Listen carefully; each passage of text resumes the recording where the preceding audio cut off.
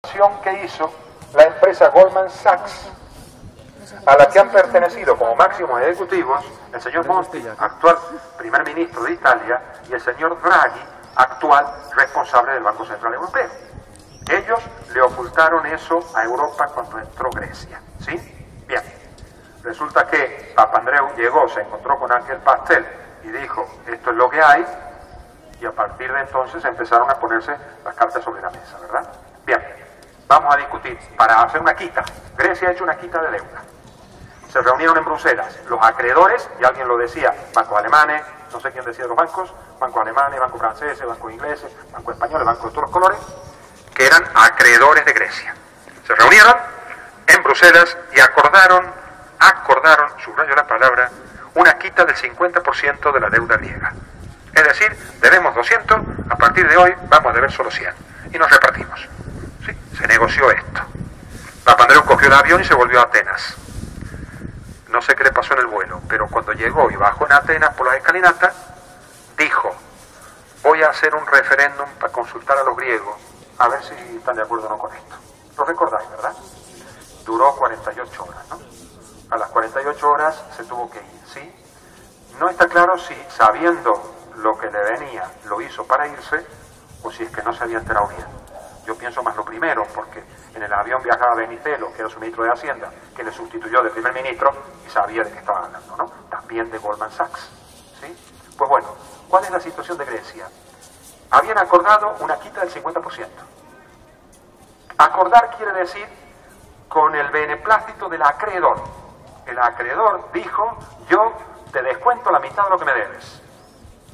Cuando Papandreou planteó un referéndum, los griegos tenían dos posibilidades, votar que sí o votar que no, ¿verdad? Que es como son los referéndums. Si votaban que no, entonces se iba todo al carajo, porque el acuerdo se hundía. Si votaban que sí, también se iba todo al carajo. ¿Por qué se iba todo al carajo si le daban la venia al acuerdo que traía en el bolsillo? Porque en lugar de ser una generosa concesión de los acreedores, se transformaba en una decisión soberana de los deudores.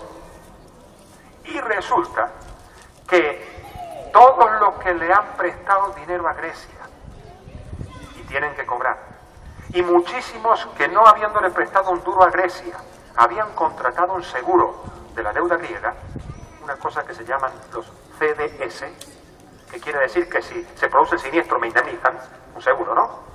Pero resulta que no solo el que prestó dinero puede hacer ese seguro, sino que también lo puede hacer alguien que no prestó dinero, pero que apuesta a que se va a incendiar la casa y cobra si se incendia, que eso lo habéis ya oído mencionar.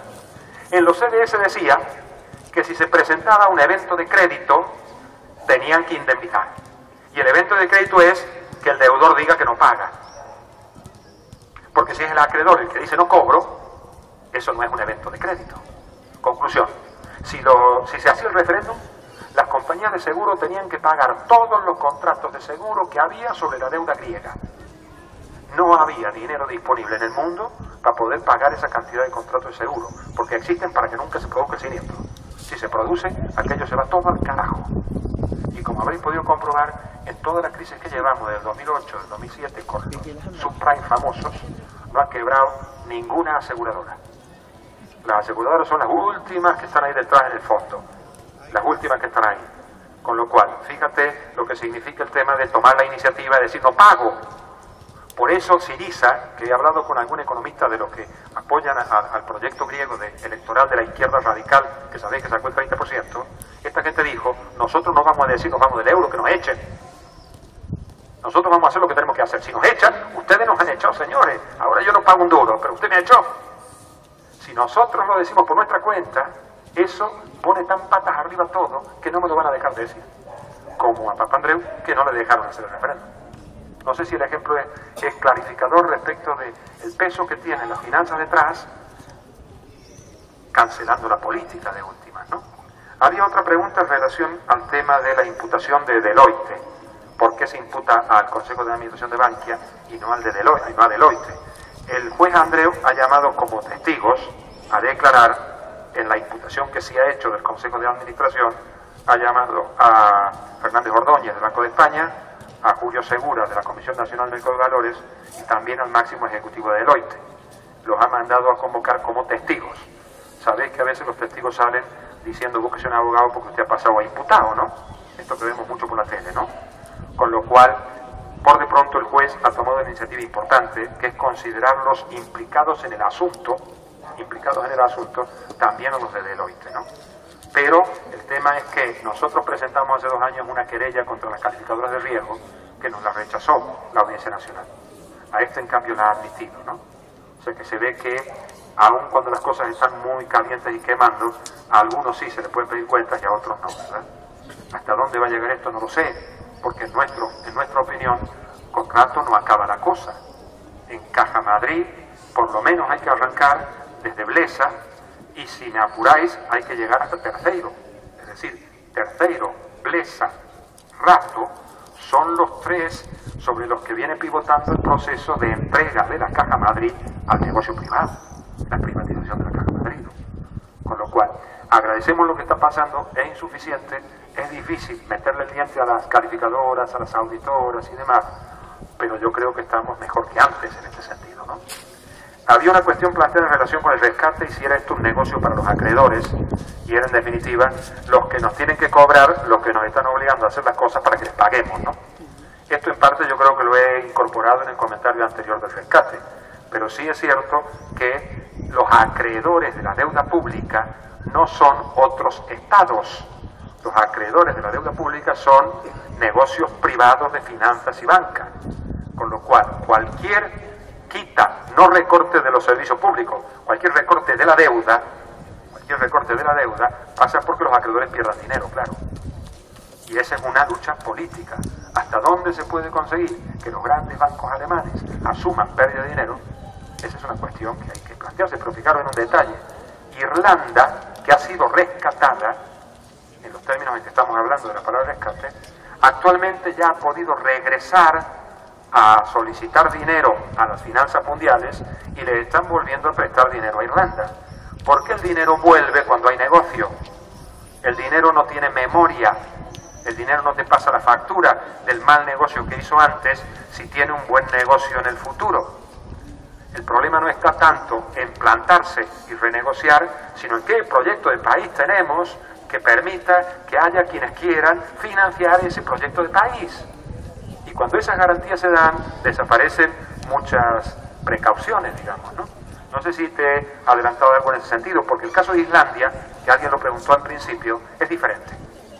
Islandia es pequeñita, y el ser pequeño en estos asuntos es una categoría. No podemos trasladar, no, es como decir, una cosa es que desahucien a 4 vecinos, y otra cosa es que se desahucie a 500.000 de personas. El desahucio es el mismo, pero la magnitud del problema le cambia por completo el perfil. Islandia dijo, no pagamos un duro a los acreedores que tiene nuestra banca. La banca quebró, la nacionalizamos y desconocemos la deuda que la banca tiene. Esa fue la posición básica islandesa, ¿no? Claro, esa cifra es de 5.000 millones de euros. 5.000 millones de euros es mucha pasta, ¿no? Pero imaginaros cómo... O sea, toda Islandia, toda la deuda de Islandia, es la 4ª parte de lo que ha dicho Gore Golsari que hace falta para Bankia. Entonces, además de ser una población pequeña, además de tener una capacidad política de participar de los procesos de decisión como si fuéramos el 15M, es un 15M a lo bestia Islandia, pero no tiene la complejidad de un país con 90 millones de habitantes o con 45 millones de habitantes como nosotros, y digamos, el tamaño aquí pesa un montón, Ahora, el ejemplo de Islandia nos va a valer cuando después de haber negado pagar la deuda, les vuelvan a prestar dinero. Y entonces diremos, mire, aquí no hay cruces hechas para la eternidad. Aquí estamos hablando con ustedes de negocios, ¿no? Cuando les propongamos negocios de nuevo, los van a hacer. Allí es donde Islandia va a ser el buen ejemplo. No tanto creo yo, y esa es una opinión si quieres personal, como para tomarlo de ejemplo para decir, igual que los islandeses, desconozcamos la deuda, ¿no? Porque es una situación muy particular la de Islandia. Los 4 grandes bancos irlandeses además funcionaron de una manera muy particular porque cogieron dinero de fuera y lo pusieron fuera. O sea, los bancos irlandeses han sido, digamos, una polea de transmisión de dinero. el efecto sobre la economía islandesa no fue del calibre que ha sido aquí, por ejemplo, el boom inmobiliario, ¿no? Aunque ha habido algunas pequeñas burbujas, no es el caso, ¿no? Pero me vale lo de Islandia para recordar que la empresa auditora, consultora, en este caso, porque hay que distinguir, la empresa consultora, que dijo que el banco más solvente del mundo era el más grande banco islandés, un año antes de que ese banco quiebre, es la que contrató el gobierno de España para que estudie las cuentas de la banca española los otros días. La misma. Contrató dos, no me pidan los nombres porque son ingleses y ya tengo yo mala memoria para eso. Pero contrató dos empresas para esta cosa de urgencia que hicieron, ¿no? Que hacen falta 65.000 millones, mirando los numeritos por arriba, porque ni siquiera buscaron ellos números, se los dio el Banco de España. Esto fue que el gobierno de España dijo, una institución capital de este país como el Banco de España no sirve para nada. Y nos piden responsabilidad a nosotros después. O sea, le enmendaron al Banco de España toda su función de supervisor entera. Los inspectores del Banco de España se suben por las paredes. Y tan se suben por las paredes que han sacado a circulación una carta que en el año 2005 el sindicato de inspectores del Banco de España le mandó a Caruana, que era entonces el gobernador, y la han sacado a circular, una carta del 2005, donde le decían, denunciaban al gobernador del Banco de España porque no estaba siguiendo las recomendaciones de las inspecciones que mostraban un grave problema de activos tóxicos en la banca, en el año 2005. O sea que aquí hay gente seria que trabaja en serio. Pero en el caso de Islandia yo no lo recomendaría tomar más que como ejemplo cívico, por decirlo así, y casi decir, es un ejemplo para el 15M, no para España. O sea, es el 15M a lo bestia. 300.000 habitantes tiene Islandia, nada más. Alcorcón anda por ahí, ¿no? O sea, dos, Alcorcón y Móstoles. Alcorcón y Móstoles ya son más. O sea, imaginaros que el problema que tuviéramos que resolver de nuestra vida se circunscribiera a Alcorcón y Móstoles. Vamos, nos plantamos en seco, hacemos una muralla y ya vemos cómo lo resolvemos, ¿no? O sea, es casi una solución medieval, ¿no? Nos aislemos, que ya escapará. Y como tenemos negocio que ofrecer en el futuro, ya volverán a hacer negocio con nosotros, ¿no? Tenemos un río estupendo, tenemos una huerta, pues ya vendrán a comprar frutos, ¿no? Bueno, esa es la dimensión del tema. Como ejemplo, al que hay que penalizar porque se han puesto ariscos y hay que penalizarlos, lo vamos a ver cuando vuelvan a recibir financiación, como le pasa a Irlanda, ¿no? Por ejemplo. No sé si esto ayuda un poco a situar el tema, no creo que a resolver nada, como casi nada de lo que he dicho, pero sí a situar un poquito más algunos temas, ¿no?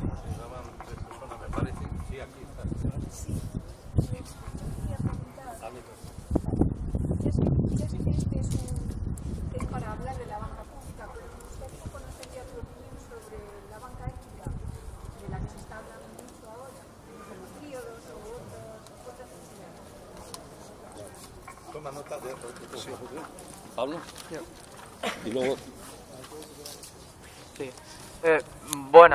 Yo quería decir que en un año de actividad del Grupo de Economía del 15M, ¿cuál es el impacto que ha tenido en una sociedad completamente analfabeta en términos económicos la creación de este grupo y el didactismo que está aportando a la sociedad? Y si eres optimista de cara a que este movimiento de economistas indignados siga adelante enseñando para que de cara al futuro cosas como los problemas que ha habido con las preferentes no surjan, porque la gente esté preparada económicamente, porque realmente nos han engañado, porque no nos han enseñado previamente, y tú a alguien que no puedes leer no le puedes dar el Quijote. Bueno, yo quería hacer dos preguntas. Una, según tengo entendido, hay una ley internacional que si un país soberano se da cuenta de que le están prestando un dinero a sabiendas de que ese dinero no te va a beneficiar, como es el caso, al 7% no creo que beneficie a nadie, y de hecho se ve el interés que tienen que lo cojamos, ¿no?, el crédito. Eso, y luego también el tema de que el cambio de constitución se ha hecho precisamente para pagar la deuda antes que cualquier otra cosa, que legalmente, que jerárquicamente, cuál está por encima que de otra, hablando por lo legal. Y la otra pregunta ya sería hablando por la justicia, no por la legalidad. Es verdad que ahora se me ha olvidado el país, Islandia, son muy pocos y la deuda es muy poca. A proporciones, yo creo que el caso puede llegar a ser lo mismo. Y históricamente se ha demostrado que cuando la ciudadanía se une, pues es capaz de lograr muchas cosas. Literalmente se ha demostrado que se pueden expropiar empresas y directamente la industria se coge los medios de producción. Mi pregunta es la siguiente. ¿Los bancos se podrían expropiar de la misma manera? ¿Se podría, digamos, tiene una máquina de producción o tiene... No sé si me explico mi pregunta. Si se podría expropiar con la fuerza de la ciudadanía. Y con la mayoría, por supuesto. Manu. Nada, mi pregunta es... perdón. Mi pregunta es sencilla. Hasta ahora lo que ha descrito usted, o tú, bueno, perdón. Sí. Te doy las gracias porque me ha servido de bastante. Creo que nos ha servido a todos. También la ayuda de las compañeras. Y sobre todo, bueno, hablo sin micrófono, mejor. Y si crees objetivamente que el capitalismo tiene esa solución. O sea, Syriza, sí, es un capitalismo amable, no rompe, o sea, cambia. Evidentemente es mucho mejor la propuesta de Syriza que los que tenemos actualmente aquí, muchísimo mejor. Pero mi pregunta es si el capitalismo como sistema, la propiedad privada, la propiedad de los medios de producción por parte del empresario, va a tener vigencia en el futuro, va a tener solución. Como economista que eres, pues me gustaría saberlo. Y si no, y si la respuesta es no, ¿qué sistema? ¿Qué sistema sería? ¿Cuál sería la relación de producción? ¿Cómo sería la propiedad privada? Ya sé que es una pregunta para tirarnos horas, pero bueno, es que si no la pregunto... A lo último te lo voy a resolver rápido, no sé, con lo cual ya está. No, voy a volver a ello luego un momento más. Si lo supiera... además no lo podría saber, que eso no es algo que se pueda saber o ignorar. Yo creo que tiene unas dimensiones importantes sobre las que sí podemos actuar. Luego a ver si soy capaz de aclararlo mejor. Yendo por orden, lo de la banca ética.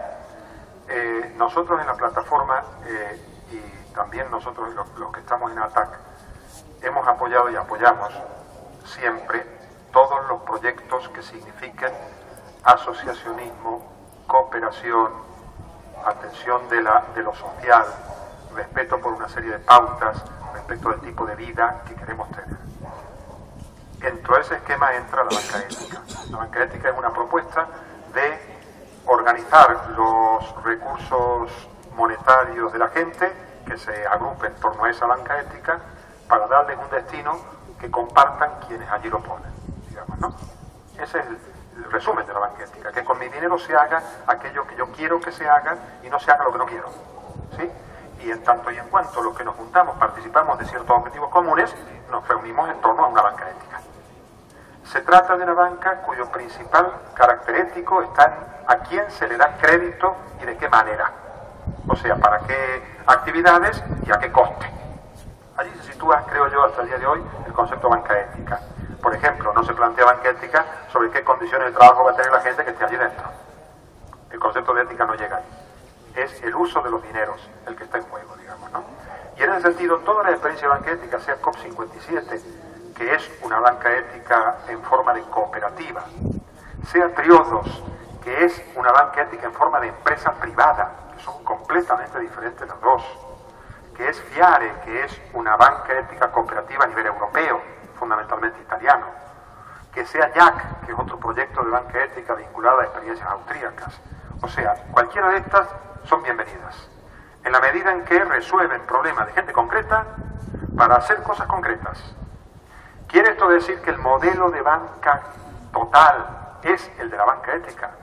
Nosotros entendemos que defender una banca pública es también atender a una banca ética, pero en la dimensión de problemas que no son locales, puntuales y pequeños. Dicho en dos palabras, la banca ética puede gestionar determinados recursos, pero no otros muy globales.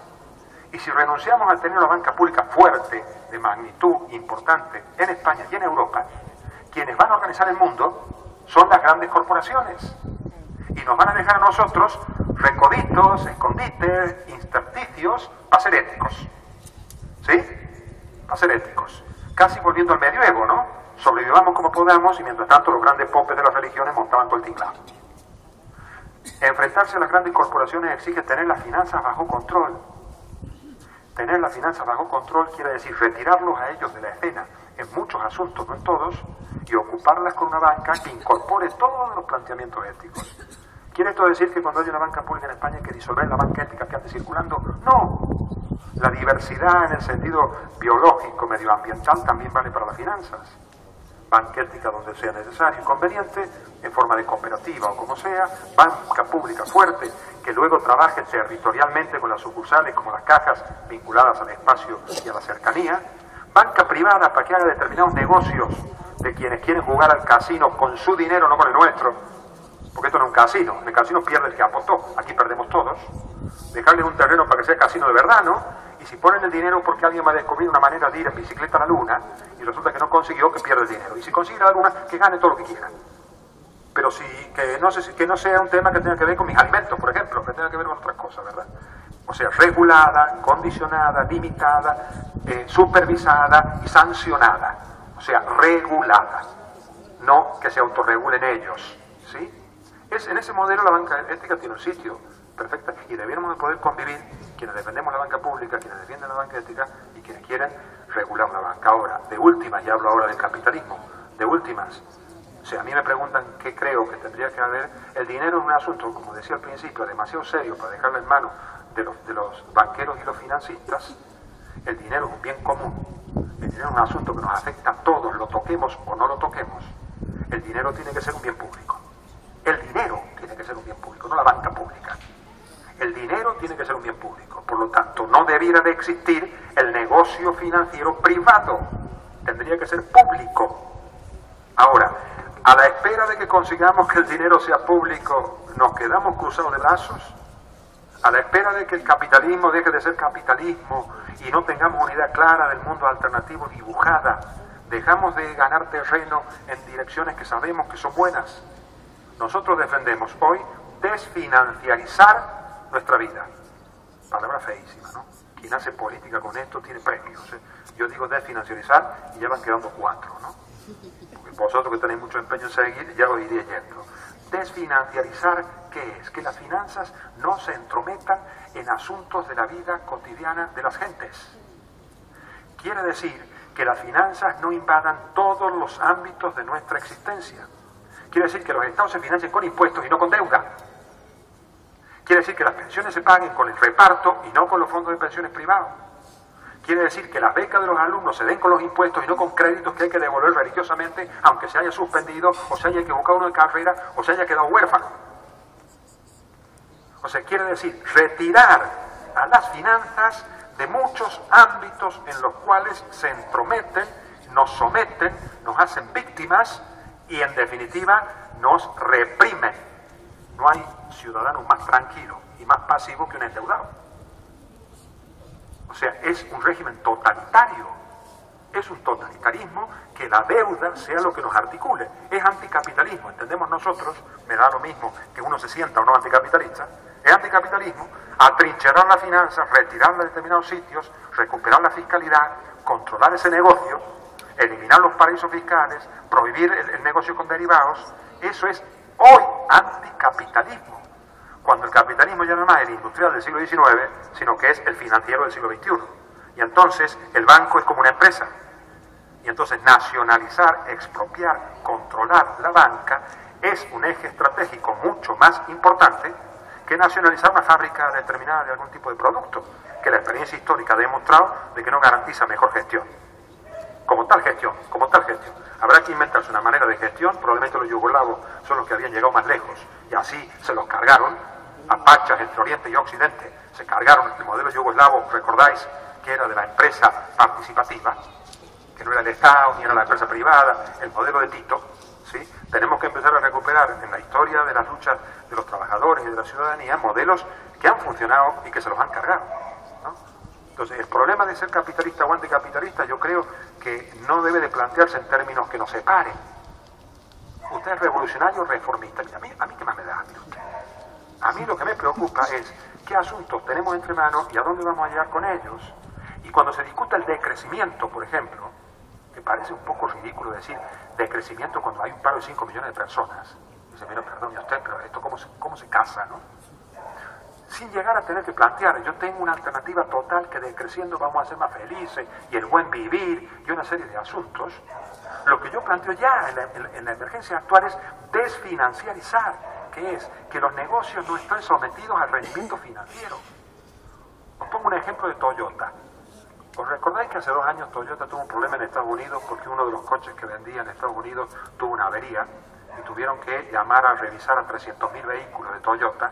Y en Estados Unidos la influencia de la Organización del Consumidor es tan fuerte que como alguien diga que hay un coche averiado habría que llevar los 300.000 y resulta que era una tuerca la que había que darle una vuelta de giro más, eso tiene un efecto enorme sobre la venta del producto, ¿no? Pues se tuvo que presentar en Estados Unidos el máximo ejecutivo de Toyota para dar explicaciones en Estados Unidos, en el Parlamento y ante determinadas instancias ciudadanas de qué había pasado. Y la explicación que dio el señor de Toyota fue, mire, desde hace una década Toyota, fabricante de coches y de otro tipo de productos de consumo, de uso durable, se metió en el negocio financiero, esto es, utilizó su caja, su tesorería y su dinámica empresarial para hacer negocio en las finanzas. Y ese negocio en las finanzas tuvo un auge y un proceso tan vertiginoso de rentabilidad que para que eso sea negocio nos obligaba a hacer rotar la fabricación de los vehículos mucho más deprisa y a acelerar la reposición de los vehículos. Y disminuyó los controles de calidad del vehículo que sacábamos de fábrica. Con esto quiero decir que una empresa fabricante de coches termina sometida a la lógica financiera. Y actualmente las petroleras, los máximos ejecutivos no son ingenieros de minas, son economistas, directores financieros. Para llegar a la máxima cúspide de cualquier empresa productiva hoy tienes que entrar por el departamento de finanzas, no entras por el departamento técnico.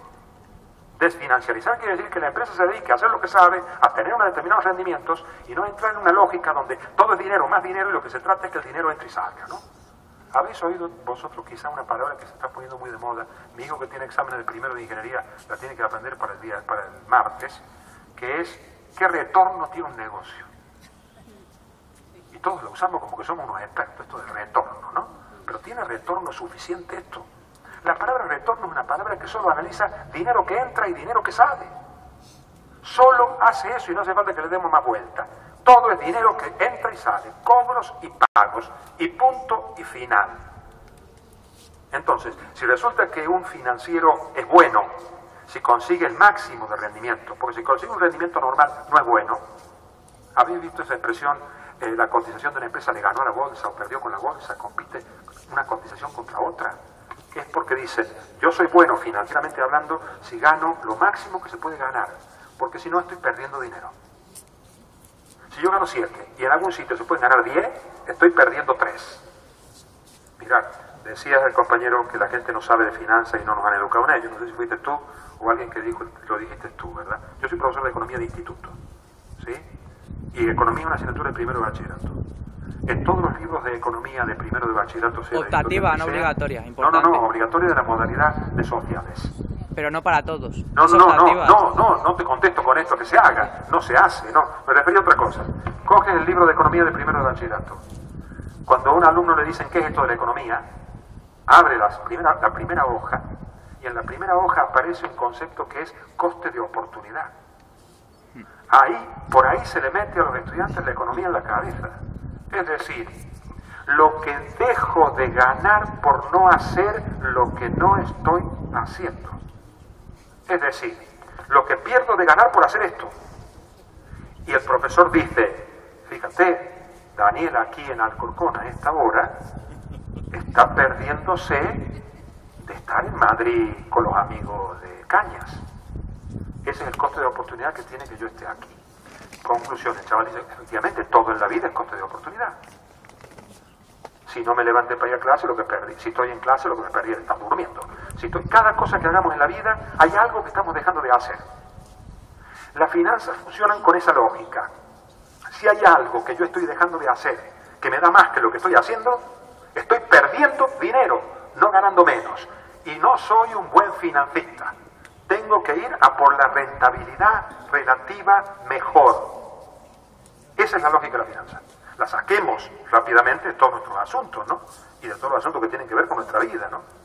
Porque si no, eso lleva también a que si el abuelo tiene unos ahorros y antes se los prestaba al nieto o a la nieta para decirle, te ayudo para la compra del pincito, mira, tengo 1.000.000 de pesetas aquí, te los dejo y me los vas devolviendo, porque claro, soy tu abuelo, lo tengo ahorrado, está ahí puesto en el banco, te echo una manita por el parentesco, y era lo normal si se daban las condiciones de que el abuelo confiara en el nieto o la nieta, que tuviera el ahorro y que ese fuera el caso. Hoy, desde el punto de vista financiero, sería un imbécil el abuelo, porque el abuelo tiene el dinero puesto al 3%, al nieto le van a dar un crédito al 7%, y lo racional es que el abuelo le diga al nieto, te lo presto al 4,5, nieto de mi vida, porque entonces gano yo más y ganas tú también. Ese es el cálculo financiero. Entonces, ¿qué hacemos? Transformamos en cálculo financiero todos nuestros asuntos. Y los economistas que estudian esto, Gary Becker, premio Nobel, hacen un tratado de la familia, haciendo este análisis, y valoran en términos monetarios la coyunta conyugal a cuenta de que se está pagando con eso el que el hombre mantenga a la mujer. Y le hacen un cálculo financiero de cuántas relaciones sexuales por semana compensan la cantidad de dinero que le deja disponible. Y se hace eso así. Entonces, desfinanciarizar significa hacer anticapitalismo hoy. Es decir, dicho en una sola palabra, la relación financiera no puede ser la que nos articule socialmente. La salarial sigue estando ahí. El anticapitalismo de los orígenes de la economía industrial era la relación salarial, la explotación del obrero en la fábrica. No seamos explotados. El capitalismo financiero nos obliga a ser anticapitalistas en la relación financiera, fuera la relación financiera de nuestras vidas. Y ya el problema no es de propiedad, expropiar, quitar la propiedad, sino que hay que quitar la gestión de los asuntos. La propiedad casi da lo mismo, que los accionistas que han comprado acciones de Bankia son propietarios. El problema es los gestores más que los propietarios. Tenemos que tener una gestión distinta y que la propiedad ocupe su papel y tenga su lugar, ya veremos. Pero un tema mucho más dramático para nosotros hoy que la propiedad es la gestión. La pasta que están haciendo los gestores financieros mundiales no depende del dinero con el que entraron, depende de los movimientos que han hecho de la pasta que han gestionado, ¿sí o no? Con lo cual, las claves para discutir este problema son distintas. Y el Grupo de Economía del Sol, y ataco la última cuestión que tengo aquí anotada, el Grupo de Economía del Sol, yo estoy en ATTAC hace 11 años. ATTAC se constituyó en Francia en el 99, en España en el 2001, y yo estoy desde el primer día en esta organización que defiende la tasa Tobin, el no a los paraísos fiscales, un banco central con otros objetivos, la armonización fiscal, una serie de objetivos, los servicios públicos, las pensiones públicas, la renta básica de la ciudadanía, una lista de cuestiones. Hemos tenido 9 años de travesía del desierto, si lo comparo con el trabajo que podemos hacer desde que surgió el 15M.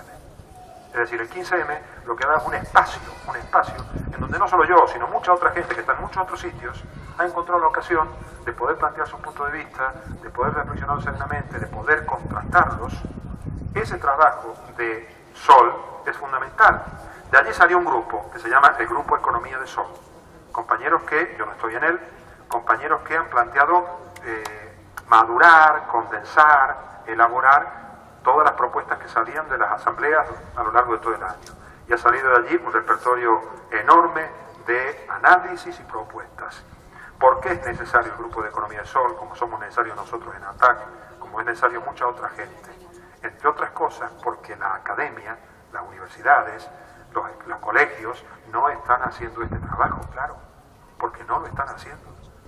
En las universidades económicas en España son vulgares escuelas de negocios. La lógica con la que se enseña a la gente es la misma que utilizan en ICADE, ESADE, el Instituto de Empresas. Y me llama la atención que no le hayamos sabido meter el diente, yo creo que porque seguimos cautivos de historias viejas, con la historia de Urdangarín, por ejemplo, y nos hemos recreado y nos hemos instalado en exceso en el tema de la denuncia obvia a la monarquía, que es evidente, pero es que lo más gordo que hay detrás, porque la monarquía de última, salvo por aquello de que es el que puede hacernos un golpe de Estado y la Constitución se lo deja hacer, salvo por ese detalle que no es menor, la monarquía respecto de muchos asuntos pinta poco.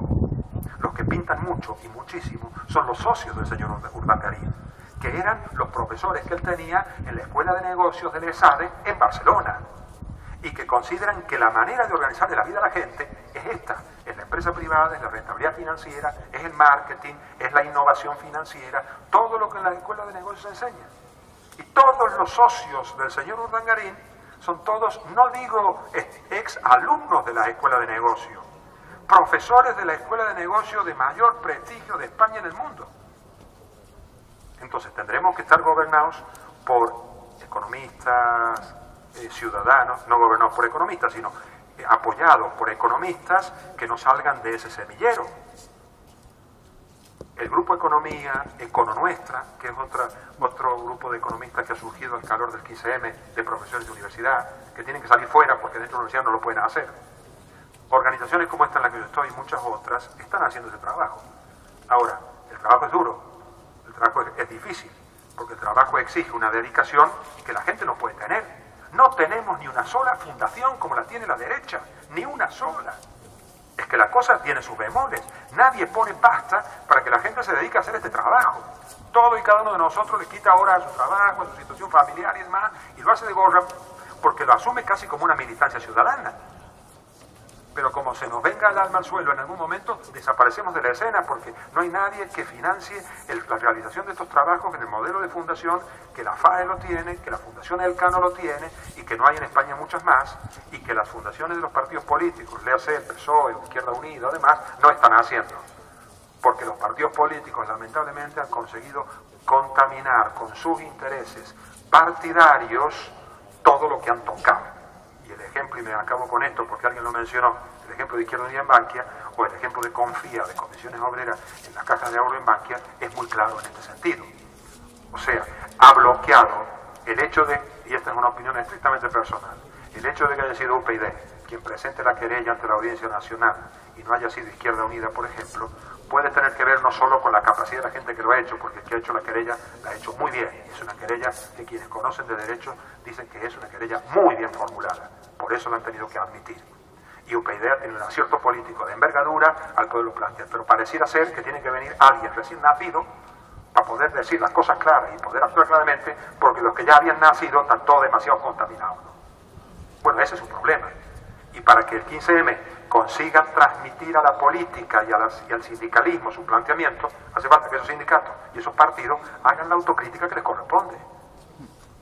Que la hagan a la autocrítica, porque si no es que ya no es por una cuestión ética o estética, es que no los vamos a tener de nuestro lado si no hacen esa autocrítica. Y la autocrítica solo la van a hacer si su gente de abajo se las pide. Si no son los propios socialistas los que convencen a su dirección, si no son los propios de Izquierda Unida los que convencen a la suya, si no son los propios de comisiones, UGT, USO y compañía los que convencen a las suyas, vamos a tener que esperar que nazca alguien de nuevo para que, como es virgen, como no está contaminado, pueda asumir determinadas cuestiones que son elementales, ¿no? Yo no sé si me consigo explicar bien en esto, pero esto ya es estrictamente personal, ¿no? Porque aquí a veces se mezcla que hablo como ataco, hablo como plataforma. Este soy yo, encantado de estar aquí y contando mis impresiones sobre algunas cosas nada más, ¿no? No lo toméis como institucional, digamos, ¿no?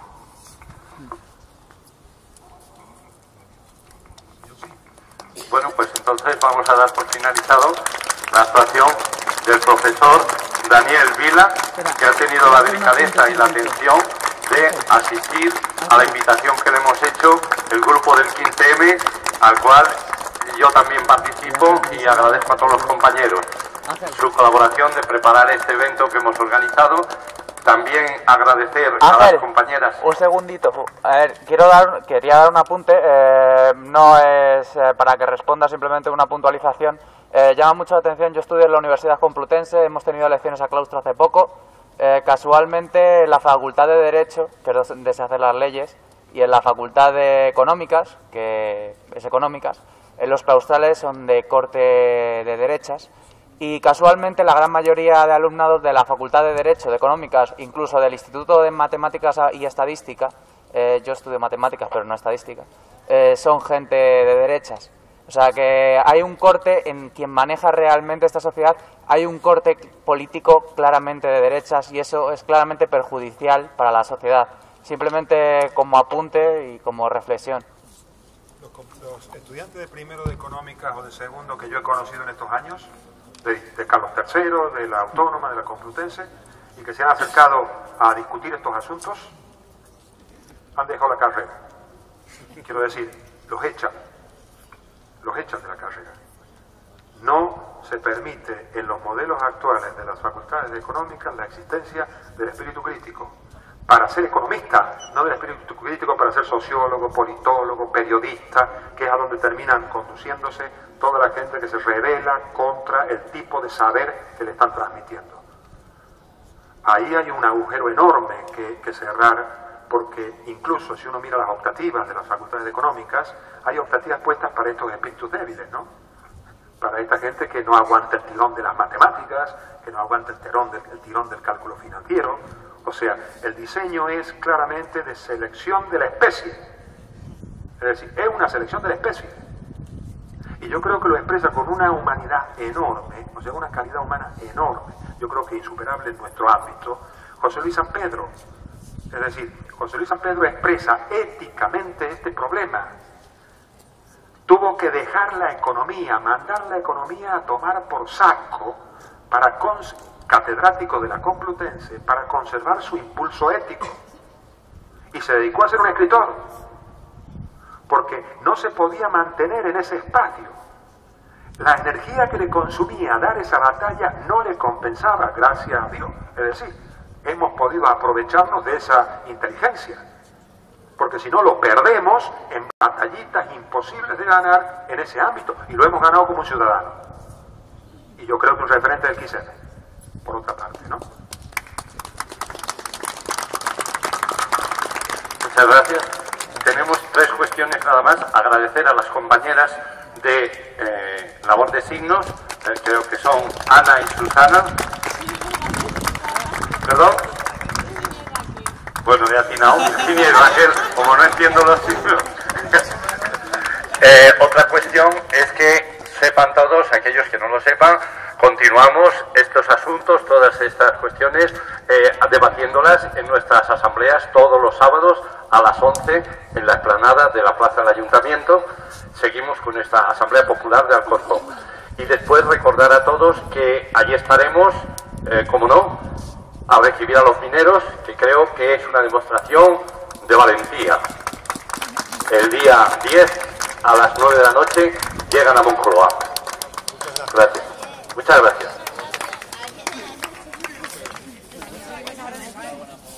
Páralo tú, no vaya a ser que la líe.